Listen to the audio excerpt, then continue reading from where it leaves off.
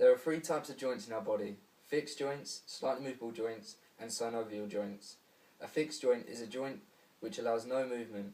You can find a fixed joint between the plates of the skull. Slightly movable joints allow a little amount of movement and are held in place by ligaments and are cushioned by cartilage. They can be found between the vertebrae of the spine. This joint allows movement such as rotation.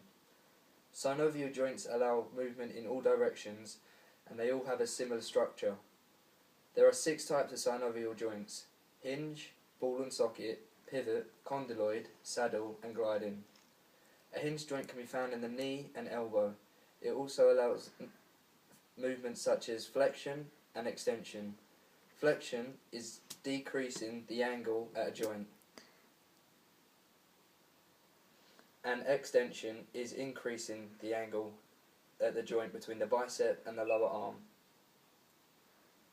A ball and socket joint can be found in the shoulder and hip and allow movement in almost every direction. It allows movements such as circumduction, which is rotating the arm in a circular motion. Another movement is adduction. This is bringing a part of the body inwards towards the middle of your body. Abduction is another movement which requires a ball and socket joint. This is where a part of the body is moved away from the body.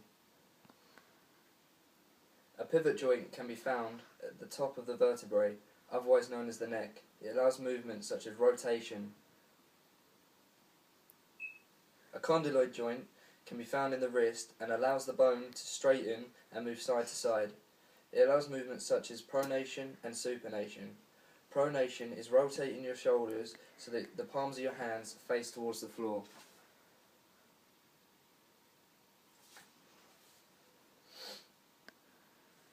Supination is the rotation of the shoulders so that the palms of your hands face upwards.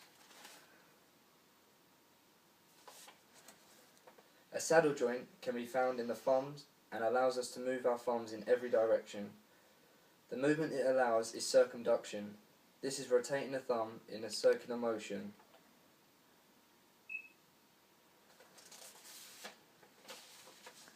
A gliding joint can be found in the tarsals of the feet and occurs between the surfaces of 2 flat bones. It allows movements such as plantar flexion, dorsiflexion, eversion, and inversion. Plantar flexion is increasing the angle at the joint between your foot and lower leg so that your heels are off the ground. Dorsiflexion is decreasing the angle between your lower leg and foot at the joint, making sure that your heel is on the floor and the rest of your foot isn't. Inversion is turning the bottoms of your feet inwards towards each other so that the outsides of your feet are touching the floor and nothing else is. Eversion is turning the bottom of your feet outwards away from each other so that the insides of your feet are touching the floor and nothing else is. That's it.